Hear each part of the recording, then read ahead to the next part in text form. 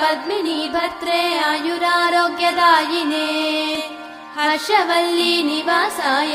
सूर्यदेवं तव सुप्रभातम् उत्तिष्ठोत्तिष्ठ चायेश उत्तिष्ठ उषयोज्ज्वल उत्तिष्ठ पद्मिनी कान्त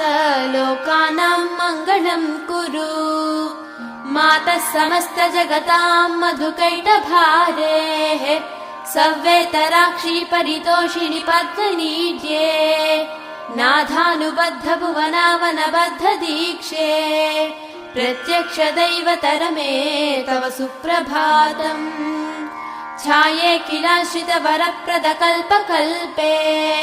विस्वाप्तधाम निलयामल दिव्यभासे आयाहि शीघ्रमघनासिनि संश्रितानां श्रीसूर्यदैवतरमे तव सुप्रभातम्।